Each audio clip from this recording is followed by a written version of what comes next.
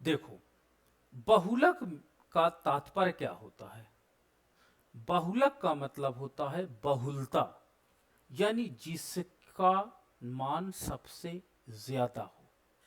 ठीक है, बहुलक का मतलब होता है बहुतायत, कई चीजें एक साथ हों तो वो हमें क्या कहलाता है? बहुलक कहलाता है। अब बहुलक जो हम कैलकुलेट करते हैं, तो बहुलक कैलकुलेट करने के लिए हमारे पास क्या होता है कि नॉर्मल जो आपके पास श्रेणी दी गई है उसके आधार पर, या आपके पास अविच्छिन्न श्रेणी के आधार पर आप बहुलक दोनों के आधार पर कैलकुलेट कर सकते हैं, कोई समस्या नहीं है। अब हम लोग बहुलक को कैसे कैलकुलेट करते हैं? तो सपोज दैट मेरे पास सतत श्रेणी में कुछ इंफॉर्मेशन दी गई है सतत श्रेणी में, और इस इंफॉर्मेशन से मैं रेखा चित्र के माध्यम से बहुलक की गणना करूंगा। तो x दिया गया है, f दिया गया है। 10 नंबर पाने वाले कितने बच्चे हैं? 2 बच्चे हैं। 20 नंबर पाने वाले कितने बच्चे हैं? 3 बच्चे हैं। 30 नंबर पाने वाले कितने बच्चे हैं? 5 बच्चे हैं। 40 नंबर पाने वाले कितने बच्चे हैं? 7 बच्चे हैं। 50 नंबर पाने वाले कितना बच्चा है? 2 बच्चा है। 60 नंबर पाने वाले कितने बच्चे हैं? 1 बच्चे हैं। तो ये इंफॉर्मेशन आपके पास दिए गई है। अब आपको बहुलक निकालना है with the help of diagram, with the help of rectangular method. तो आपको क्या करना पड़ेगा? डायरेक्ट आप एक काम करिए, इसको आयत चित्र में रिप्रेजेंट करिए।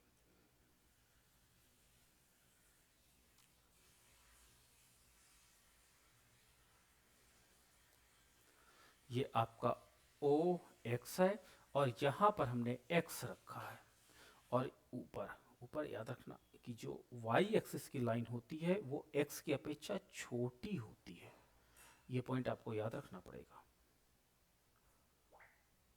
ठीक है, ये वाई एक्सिस है और इसमें यह एरो लगता है। ठीक है, और अब देखो इसमें 10-10 का मान लेते हैं, तो आपके पास एक्स एक्सिस में 1 सेंटीमीटर बराबर 10 मार्क्स, और वाई एक्सिस में 1 सेंटीमीटर बराबर कितना हो जाएगा? हमको मैक्सिमम वैल्यू कितनी है? मेरी मैक्सिमम वैल्यू 7 है, और मुझे 6 स्टेप, तो एक एक मान लो, कोई प्रॉब्लम नहीं, एक एक मान लेते हैं। 1 सेंटीमीटर बराबर 1 अंक, 1 अंक है। चलो, तो यहाँ पर मैंने 10, यहाँ पर मैंने 20, यहाँ पर मैंने 30, यहाँ पर 40, यहाँ पर 50, यहाँ पर 60, और यहाँ पर 70। एक हरदम ज़्यादा लिया जाता है। ऊपर एक्सेस में मैंने 1, 2, 3, 4, 5, 6, 7, 8। ठीक है, अब देखो एक्स एक्सिस और वाई एक्सिस को मैंने स्केल के अनुसार क्या हुआ उसका मेजरमेंट स्केल फिल कर दिया। अब चलो, 10 नंबर पाने वाले कितने बच्चे हैं? 2 बच्चे हैं। आपको आयत चित्र बनाना है, ये पॉइंट याद रखना कि आपको यहां पर रेक्टेंगुलर ग्राफ बनाना है। तो 10 नंबर पाने वाले कितने बच्चे हैं? 2 बच्चे हैं। तो आप इसको स्केल से यहां से आप मिला दोगे। ये देखो, यह रेक्टेंगुलर ग्राफ कहलाता है। 20 नंबर वाले पाने वाले कितने बच्चे हैं? 3 बच्चे हैं।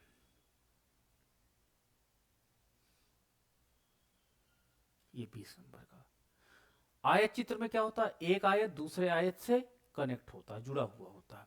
30 नंबर पाने वाले कितने बच्चे हैं? 5 बच्चे हैं।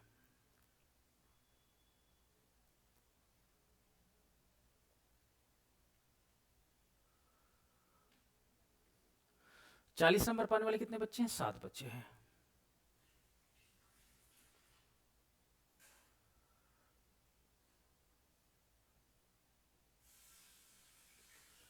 50 नंबर पाने वाले कितने बच्चे हैं? 2 बच्चे हैं। 60 नंबर पाने वाले कितना बच्चा है? 1 बच्चा है। अब देखो, इसमें ये चीजें आपको बना लेनी होगी, यानी सबसे पहले बहुलक निकालने के लिए आपको आयत चित्र बनाना आना चाहिए। अगर आपने रेक्टेंगुलर बनाना सीख लिया तो समझ जाइए आपकी आधी प्रॉब्लम सॉल्व हो गई। अब एक काम करना, सबसे बड़े वाले स्तंभ पर जाना। सबसे बड़ा वाला स्तंभ कौन सा है? 30 से 40 वाला। ठीक है, 30 से 40 वाला स्तंभ है ये सबसे बड़ा है।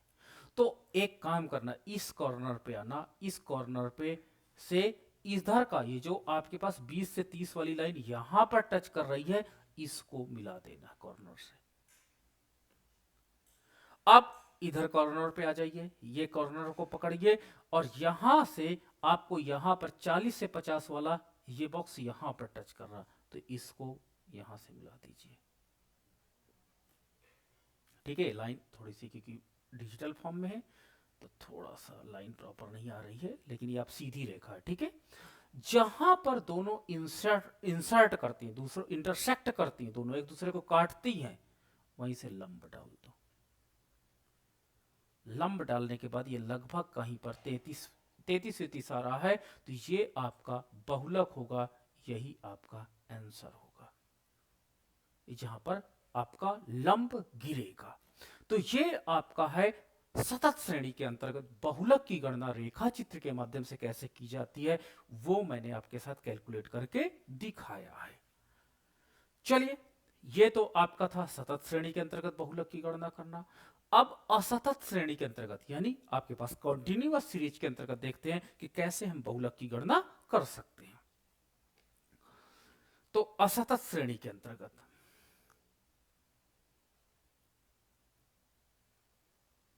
असतत श्रेणी के अंतर्गत तो असतत के अंतर्गत बहुलक हमको कैलकुलेट करना है।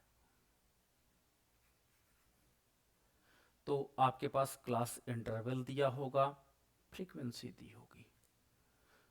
0 से 10 नंबर पाने वाले कितने स्टूडेंट हैं? 2।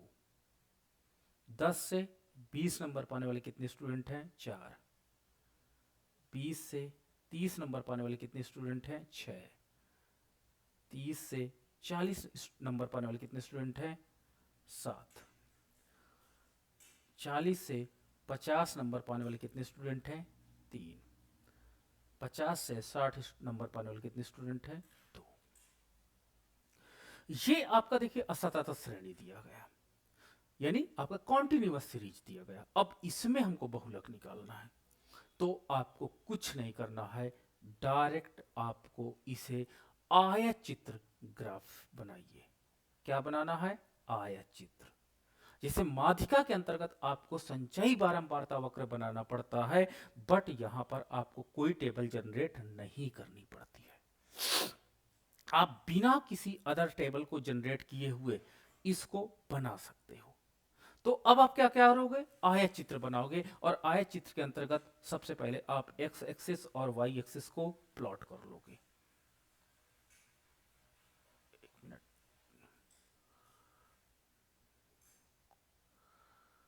X axis and Y axis को प्लॉट कर लोगे। ओ एक्स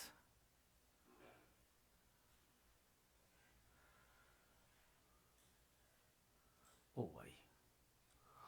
अब क्या करोगे? स्केल मेजरमेंट करोगे इन एक्स एक्सिस। 1 सेंटीमीटर बराबर 10। इन वाई एक्सिस 1 सेंटीमीटर बराबर एक एक का ही मान लो 1। तो आपका हो जाएगा यहाँ पे 10, यहाँ पे 20, यहाँ पे 30, यहाँ पे 40, यहाँ पे 50, यहाँ पे 60, यहाँ पे 70, यहाँ पे 80, यहाँ पे 90। और ऊपर वाई एक्सिस पर बनाओ 1, 2, 3, 4, 5, 6, 7। अब हम लोग क्या करते हैं? फिर से आयत चित्र बनाएंगे। 0 से 10 में आवृत्ति कितनी है? 2। तो 0 से 10 में आवृत्ति को आप कैसे प्लॉट करोगे? आप करोगे 0 से 10 के बीच में 2। ये आपका रेक्टेंगुलर बनना चाहिए। फिर आप क्या करोगे? प्लॉट क्या करोगे? 10 से 20 में 4। 10 से 20 में आपका 4।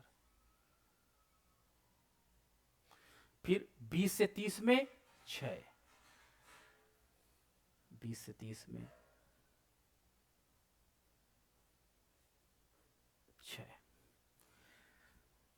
30 से 40 में 7,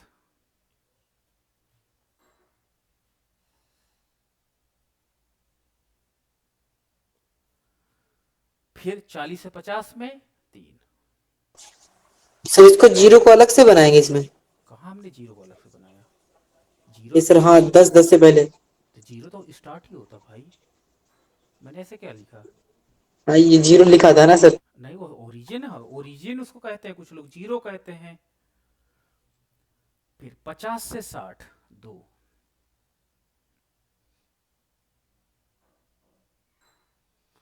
अब हम लोग सबसे बड़े बॉक्स पे आते हैं। सबसे बड़ा बॉक्स आपका 30 से 40 है। कॉर्नर पे कहां पे जाते हैं? आप जाते हैं एक कॉर्नर पर, और इधर की वॉल पे जहां पर टेंजेंट, जहां पे दूसरा आयत चित्र टच कर रहा है मैक्सिमम पॉइंट, उसको हम मिला देते हैं। और वहीं आपके पास दूसरे कॉर्नर पे जाते हैं, और यहां का जो ये आयत चित्र है, आयत चित्र, ये इसको यहां पर टच कर रहा है, तो इसको इससे मिला देते हैं। ये दोनों इंटरसेक्ट करते हैं, और जहां पर इंटरसेक्ट करते हैं वहां से हम लोग लंब डालते हैं। लंब डालने के बाद आपके पास क्या हो जाता है? 32 आ जाता है। तो ये आपका जो 32 हो जाता है, ये बहुलक कहलाता है, मोड कहलाता है। तो यानी मोड क्या होगा? यहां पर 32 होगा। तो इस तरह हम लोग क्या करते हैं कि असतत श्रेणी के अंतर्गत बहुलक की गणना आसानी से कर सकते हैं, कोई समस्या नहीं आती है। और इस तरह क्या होता है, कभी कभी हम बड़े क्वेश्चंस का भी क्या होते हैं आसानी से निकाल सकते हैं, लेकिन यहां पर वो मेथड आपका नहीं लगेगा जब आपका दो नंबर सेम हो जाए। जैसे 6 की जगह अगर मैं 7 कर दूंगा, तो फिर ये डायग्राम मेथड काम करना बंद कर देगा। ठीक है, अब देखो दोनों मैक्सिमम फ्रीक्वेंसी, यानी दो बॉक्स बनेंगे, दोनों सबसे बड़ा बॉक्स बन जाएंगे। इसलिए ये मेथड क्या होता है, जब एक आपकी फ्रीक्वेंसी का मान हाई होता है तभी ये काम करता है, लेकिन अगर दो फ्रीक्वेंसी का मान आपका असतत श्रेणी के अंतर्गत उच्च हो जाएगा, तो ये आपका मेथड काम करना बंद कर देगा। तो इस प्रकार हम लोग क्या करते हैं कि आयत चित्र के माध्यम से बहुलक की गणना आसानी से कर सकते हैं। लेकिन इसके अंतर्गत जो आपकी आवृत्ति गिनती रहती है, वो आवृत्ति कोशिश करना चाहिए आवृत्ति आपकी एक ही उसमें मैक्सिमम वैल्यू रखने वाली आवृत्ति हो, तभी ये पॉसिबल है। चलिए, अब बताइए कहीं पर किसी को कोई समस्या?